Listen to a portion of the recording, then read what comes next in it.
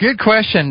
What I found is that, the Aikido approach is rather than attack them, just to flow around them and let them fall on their own face, which is pretty much what's happening right now. They are, people are just walking away from this. And what I've seen over and over again when I sent out those newsletters is that I had overwhelming support. I had one negative letter back that basically tried to attack us or whatever, which was pretty unfounded what they had to say. But, I got literally hundreds and hundreds of emails back saying, thank God somebody's finally saying it. Somebody is taking them to task, and so, and everybody has that shared feeling. They're just tired of the negativity. They want to hear some good news. They want to hear the truth. They want some science behind it. They want some evidence behind it.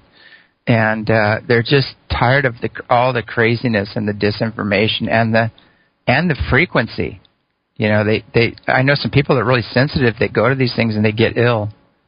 They get ill just being in that frequency, and they're going there to share and to network and hook up with people of like mind, and they think it's going to be a wonderful event, and when they get there, they just get energetically slammed.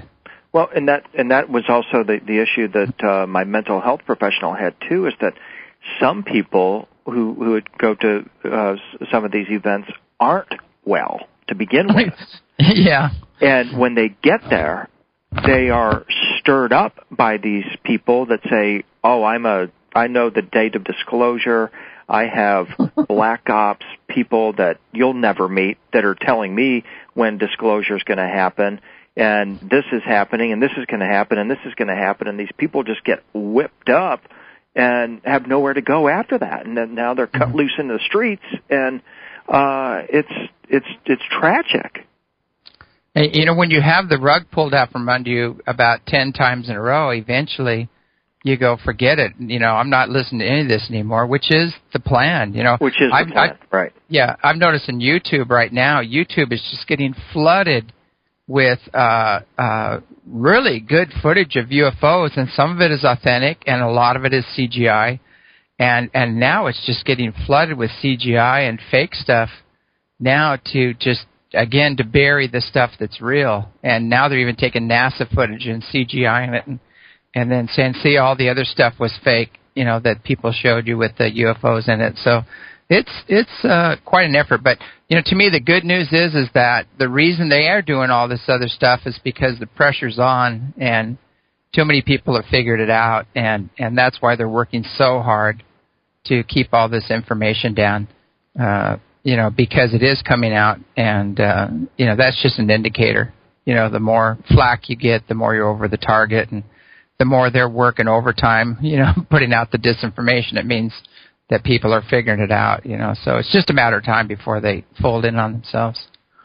Well, and that's why I appreciate your voice and the opportunity to chat with you about it, because I've basically been kind of on the, not really the periphery of the whole disclosure kind of idea, but it's certainly not been a central part of my work. And when you get a real good dose of it, as I have in the past, say, 3 to 6 months or so, it is kind of shocking. It's kind of alarming about what is going on, but then you see the potential of what could possibly be coming out of this. If people can embrace this in more of a positive sense, that's where it really gets inspiring. I mean, I've been my recent book on the Capitol, in a surprising way, touched on this whole idea of this possibility that we're connected with to use a Star Trek term, like a federation of various star systems that are promoting this awakening right now. And you just start to think about, well, how come when you start to look at a lot of the disclosure information and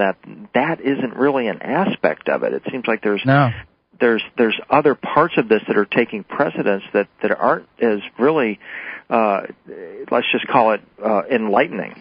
Mm-hmm. I've got a question for you. And it kind of stems from your experience here as well. Mm-hmm. But I think about it like, what self-respecting, extremely telepathic, sensitive, extremely advanced being, why would they even come to these events, which are supposed to be held in their name or whatever, And why would they even function with the military or the government, considering that all they're pushing is fear and aggression? And that's the one thing that people, why do they go to these avenues waiting for the answer? Because the answer will never come through those avenues. Right. And by your experience, I know when you came here, when the ships came in and they powered up, I noticed one thing is I go, did you see that? And you go, I felt it. And you, right.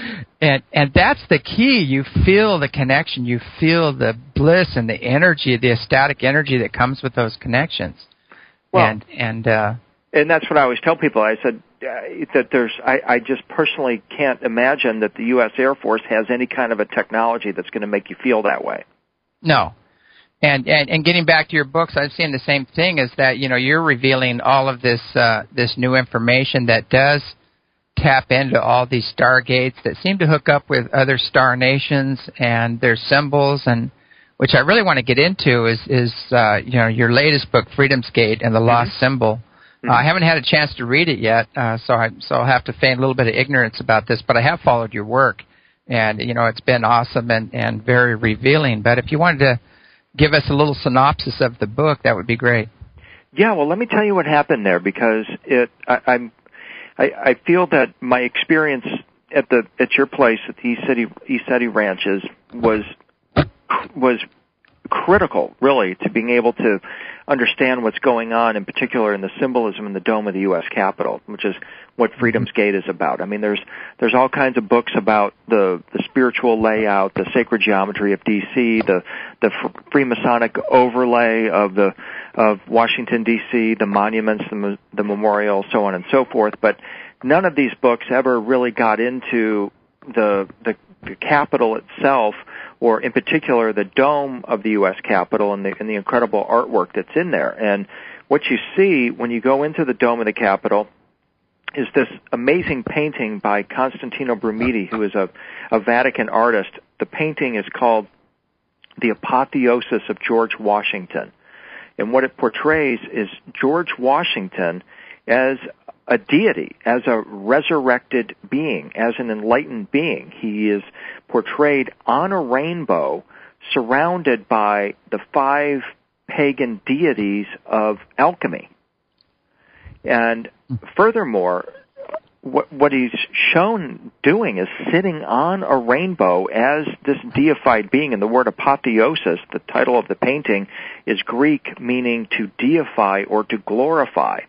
And what I found in my research on the painting is that a couple of the experts, and there aren't many that have really written about it, apart from Dan Brown, who came along and wrote his book, The Lost Symbol, and featured it earlier this year, and we can talk about that too.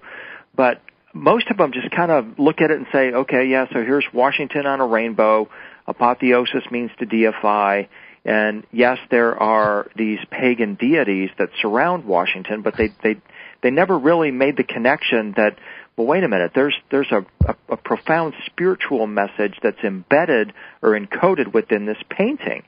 And what opened it up for me was recognizing that when in Christian art, when they portray the resurrected Jesus sitting on his throne, he's portrayed exactly the same way.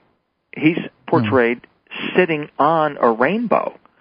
And the connection that I made that was really kind of surprising to the people at the Capitol, including the curator of the U.S. Capitol, Dr. Barbara Wallinen, was that not only is Washington portrayed on a rainbow as a deity, and not only is Jesus in his resurrected form portrayed on a rainbow, but also the Tibetans who portray their lamas who have achieved what they call the rainbow body, the ultimate enlightenment for humankind, are also portrayed in exactly the same way. And I remember coming up there to the ranch and talking with you after that and saying, well, now, wait a minute, James, when you're talking about some of these craft that you see in the skies over the mountain there and what people experience, you describe that you have the 2 types of craft. You have the solid metallic kind, and then you also have the biological craft. And it seemed to me that you made the connection as well